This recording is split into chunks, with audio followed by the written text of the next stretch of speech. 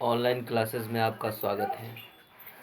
आज 10वीं कक्षा के क्षितिज को हम लोग पढ़ेंगे। क्षितिज में काव्य खंड चल रहा है और काव्य खंड में दो पाठ पढ़ाई हो चुकी है।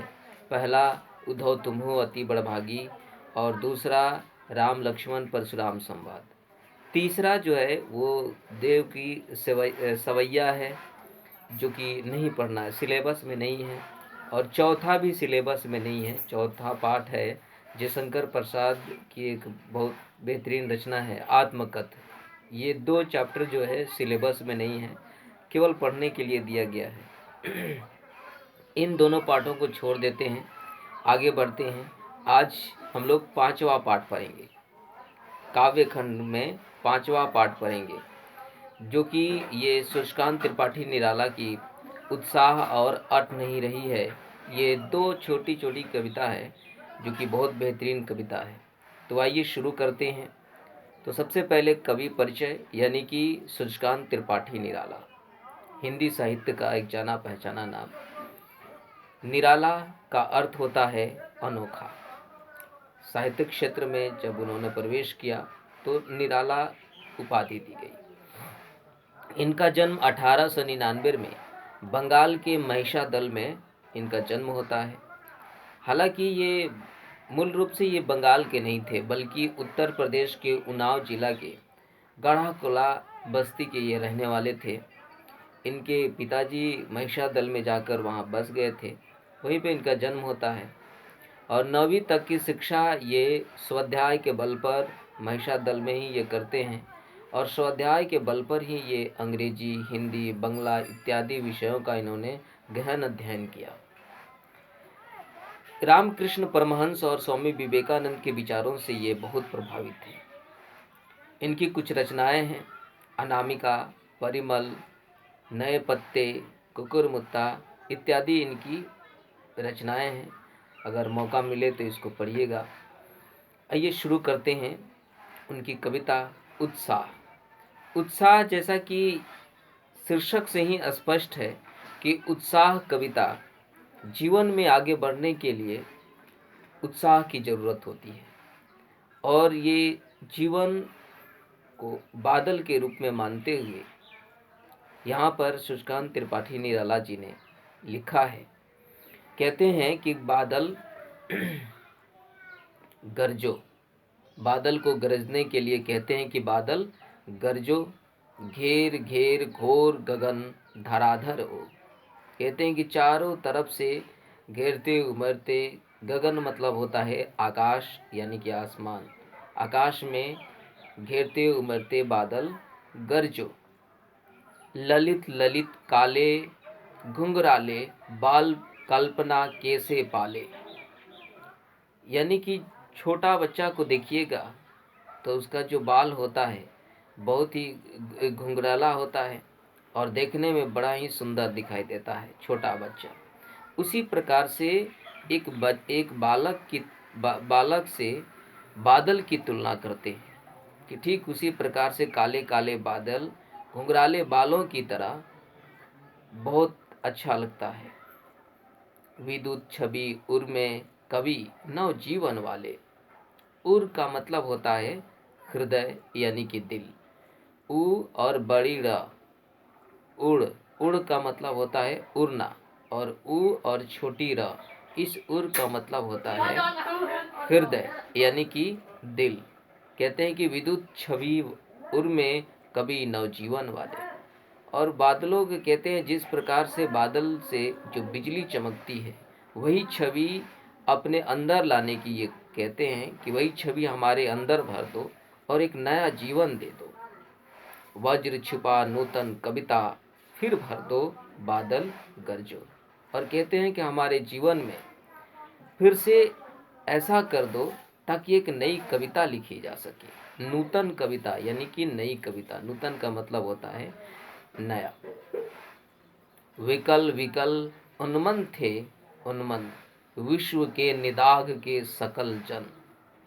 विकल यानी कि बेचैन। लोग जब बेचैन थे विश्व के निदाघ के, यानी निदाघ का मतलब होता है गर्मी। जब लोग गर्मी से परेशान थे, बेचैन थे, आए अज्ञात दिशा से अनंत के घन, तप्त धरा जल से फिर शीतल कर दो बादल गरजो। यानी कि जब लोग गर्मी से बेचैन थे, शीतलता की तलाश में इधर उधर भटकते थे, उनकी बेचैनी कम नहीं हो रही थी, तब आकाश से कहीं अज्ञात से, अनंत यानी जिसका कहीं अंत ना हो, वहाँ से उमड़ते घुमड़ते बादल आए और वर्षा करके तपती हुई धरा को यानी कि धरती को शीतल कर दिया। बादल गरजो, इसीलिए कहते हैं कि बादल गरजो। यहाँ पर एक भाव यह भी है कि जिस प्रकार से बादल सूखी धरती पर शीतलता प्रदान करता है, चारों तरफ हरियाली ला देता है, सबके मन में खुशियाँ छा देता है, उसी प्रकार से इंसान को भी अपने ऊपर भरोसा रखना चाहिए और स्वयं पर अगर भरोसा रखते हैं तभी आप अपने जीवन में आगे बढ़ सकते हैं। इसीलिए बादलों की भांति इंसान को भी अपने ऊपर भरोसा रखना चाहिए और अपने जीवन में इतना संघर्ष कीजिए कि उससे घबराइए नहीं और हमेशा आगे बढ़ते रहिए। ये प्रतीकात्मक बिंब निराला जी ने बादल के ऊपर लिखा है, जीवन से संबंधित। दूसरी कविता इसमें है, अट नहीं रही है। अटना यानी कि समाना। यहाँ पर फागुन के बारे में चर्चा की गई है। फागुन का महीना यानी कि होली के समय का जो मौसम होता है उसको फागुन का महीना बोलते हैं। होली के का जो महीना होता है, जिस महीना में होली पर्व मनाया जाता है, उस महीना को हम लोग फागुन कहते हैं।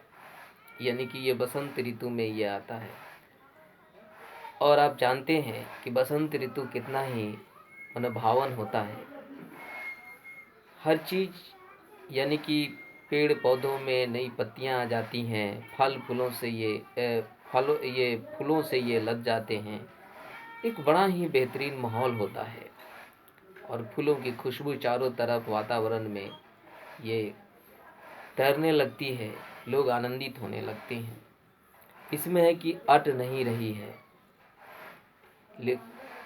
कवि लिखते हैं कि अट नहीं रही है, आभा फागुन की तन सट नहीं रही है। आभा यानी कि चमक, यानी कि जो फागुन का महीना है उसकी जो चमक है वो हमारे तन में कहीं सट नहीं रही है, इतनी खूबसूरत है। कहीं सांस लेते हो घर घर भर देते हो, उड़ने को नभ में तुम पर पर कर देते हो, आँख हटाता हूँ तो हट नहीं रही है। फागुन के महीने में जब चारों तरफ पत्तियों फूलों से पेड़ पौधे लग जाते हैं तो फूलों की जो खुशबू होती है वो पूरे वातावरण में एक अजीब ही सुगंध पैदा करती है, जिससे मन आनंदित हो जाता है। तो वही कहते हैं कि कहीं सांस लेते हो घर घर भर देते हो। सांसों में, पूरे घर में एक सुगंधित माहौल होता है, एक सुगंधित वातावरण होता है।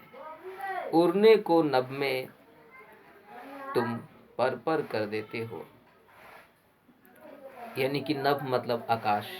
यानी कि इस सुगंधित वातावरण में चिड़ियाँ भी आकाश में आनंदित होकर झूमने लगती है और उड़ने लगती है। आँख हटाता हूँ तो हट नहीं रही है। और इस खूबसूरत वातावरण से अगर आँख हटाएं तो आँख हटती नहीं है। पत्तों से लदी डाल, कहीं हरी कहीं लाल, कहीं पड़ी है उर में मंद गंध पुष्पमाल, पाट पाट शोभाश्री पट नहीं रही है। यानी कि फागुन के महीने में पेड़ पौधे पत्तों से लद जाते हैं, कहीं हरी कहीं लाल रंगों से पूरी डाल जो है वो भर जाता है। कहीं पड़ी है उर में, उर मतलब हृदय यानी कि दिल में, मंद गंध पुष्पमाल।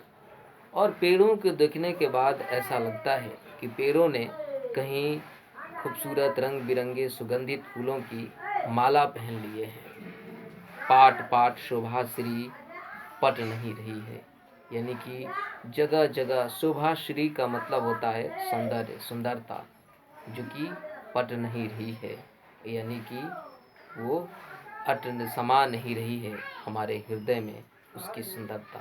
इतनी खूबसूरत ये महीना है, फागुन की महीना। ये सूर्यकांत त्रिपाठी निराला जैसे कवि हैं, पारखी हैं, उस नज़र से देखता है जो कि इस टाइप की कविता को लिख देता है। तो फिर हम लोग मिलेंगे अगले चैप्टर में।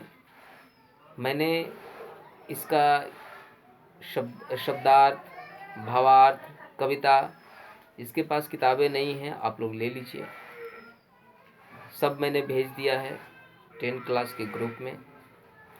और अधिक आपको चाहिए, नोट्स चाहिए, तो आप स्कूल से संपर्क कर कीजिए और वहाँ से जाकर नोट्स लीजिए और रेगुलर पढ़ाई कीजिए।